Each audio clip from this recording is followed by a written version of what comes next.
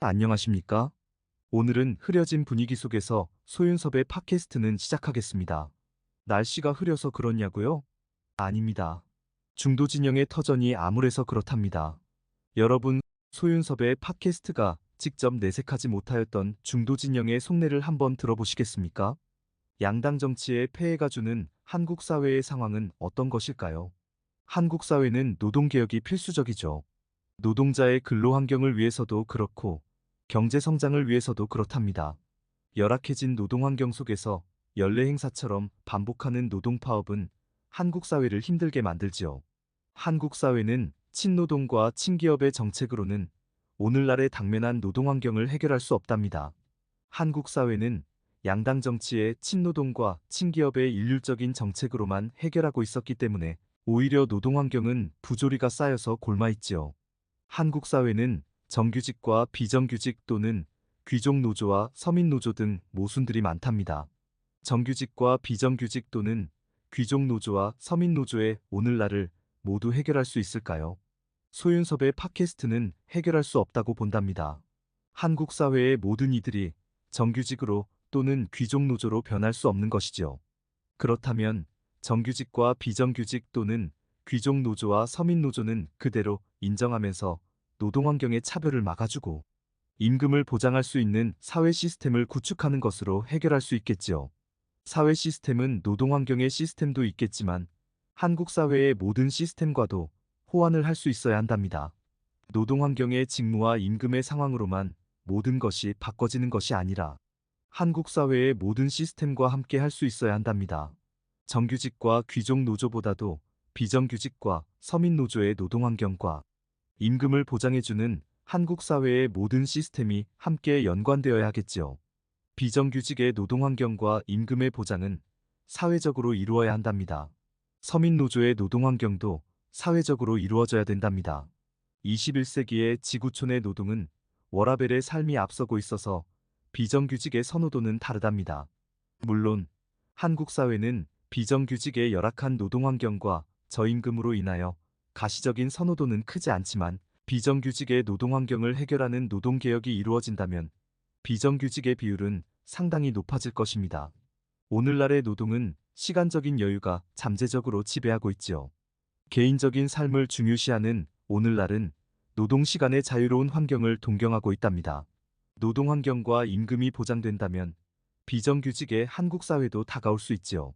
한국 사회의 양당 정치는 친노동과 친기업의 환경으로만 양분되어 있어서 노동과 기업을 일시적인 방편으로 해결하고 있을 뿐 미래를 만들지 못한답니다. 한국 사회는 5년마다 친노동과 친기업의 환경으로 매번 달라지기 때문에 노동과 기업의 미래는 조성할 수 없지요. 노동과 기업은 한 몸인데도 한국 사회는 매번 따로따로 치유하기 때문에 회복할 수가 없답니다. 그래서 한국 사회의 노동개혁은 친노동과 친기업을 한 몸으로 할 수 있는 중도주의가 절실하답니다. 상담사님, 그 상황은 오해일 수 있어요. 진보와 보수의 국정 운영이 친노동과 친기업의 환경을 내세우지만 대한민국을 운영하는 상황에서는 중도주의가 내포하고 있지요. 노동과 기업의 타협점으로 국정 운영은 이루어지고 있잖아요. 맞습니다. 양당 정치도 중도주의는 존재하지요. 하지만 일시적인 숫자의 타협점이랍니다. 시스템을 바꾸는 타협점이 아닌 임시 방편을 위한 양당 정치의 타협점이지요. 환경의 체계를 바꾸는 것이 아닌 숫자의 비율만 조정하는 것이지요.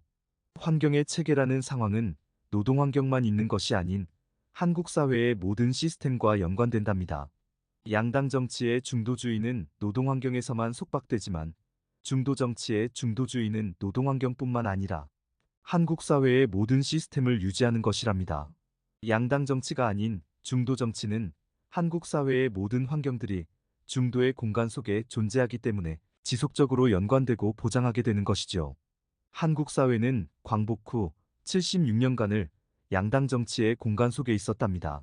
정당 진영의 다당제가 존재하였지만 양당 정치를 벗어나지는 못하였지요. 그래서 개혁을 해야만 하고 체계를 바꿔야만 하는 환경을 한국 사회의 모든 시스템과 호환시키지 못하고 단절시켜 놓았답니다. 중도 진영의 다당제가 존재한다면 한국 사회의 모든 시스템과 호환되고 소통할 수 있는 여건을 정착시키게 된답니다. 노동과 학교 또는 기업과 언론의 개혁을 한국 사회의 모든 시스템과 연관시키면서 자리 잡게 만들 수 있지요.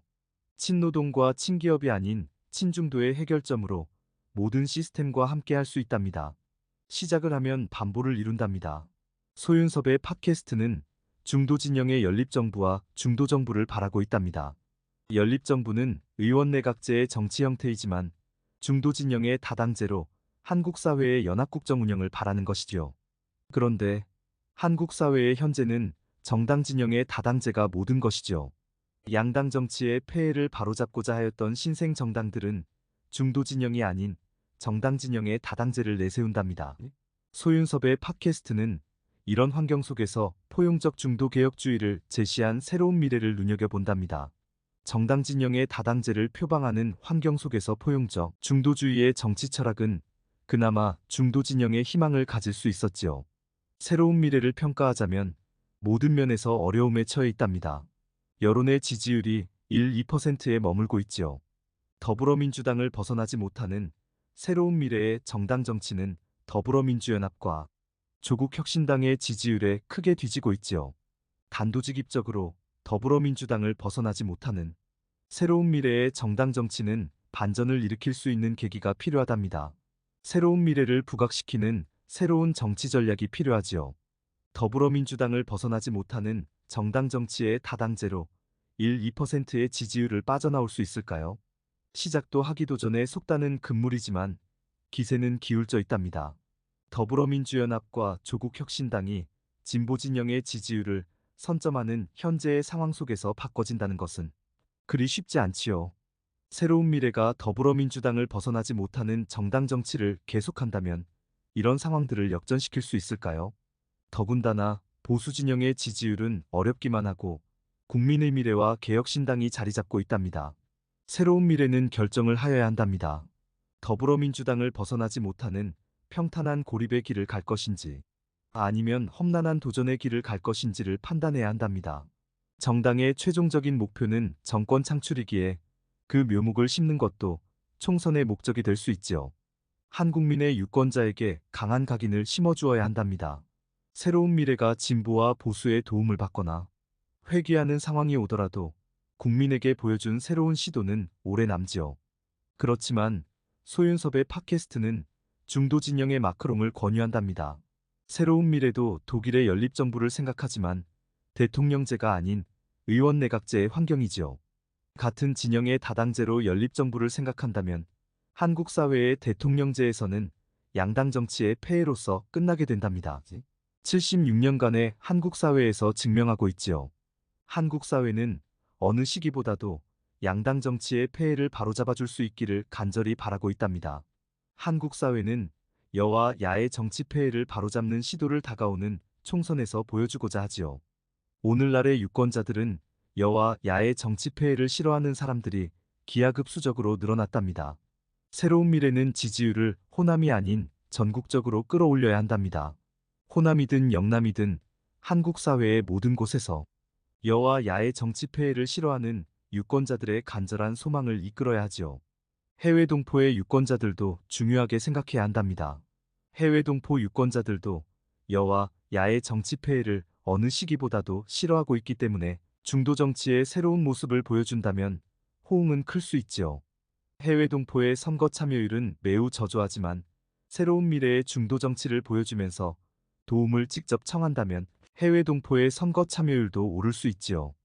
해외 동포의 유권자는 대선에서도 큰 힘이 될 수 있답니다. 해외 동포의 60%가 진보 성향이고 한국 사회의 새로운 시도가 신뢰를 받을 수 있다면 진영보다는 한국 사회가 앞서는 국민들이지요. 상담사님, 새로운 미래는 민주당의 쇄신을 표방하면서 선거 전략이 이미 굳어져 있는데 중도 진영의 새로운 전략으로 바꿔질 수 있을까요? 광주를 중심으로 하는 지역색이 강한데 새로운 모습을 어떻게 보여줄 수 있을까요? 그렇습니다. 바꿔지기가 어렵답니다. 하지만 바꿔줘야 하지요. 1~2%의 지지율을 바꿔놓으려면 전공법으로 갈 수밖에 없지요. 더불어민주당과 국민의힘의 쇄신도 표방하면서 중도 정치를 새롭게 내세워야 한답니다.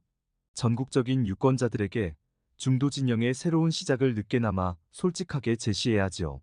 중도 진영의 완전체보다는 중도 진영의 초입으로 충분하지요. 진보 진영의 전략은 감소시키고 중도 진영의 전략을 확대시키는 선거 무대가 필요하지요. 더불어민주당의 중진들이 한국 사회의 도약을 위해서 중도주의를 중요시하는 새로운 모습을 보여야 한답니다. 양당 정치의 폐해를 바로잡아야 한다고 하였다면 말이 아닌 행동으로 보여주어야 하지요. 더불어민주당을 벗어나지 못하는 지지율에 얽매이는 것보다는 양당 정치의 폐해를 싫어하는 전 국민의 지지율에 한번 도전해보는 것이 어떻겠습니까? 새로운 미래가 중도 진영의 터전이 되어주기를 바라면서 소윤섭의 팟캐스트를 마치겠습니다. 감사합니다.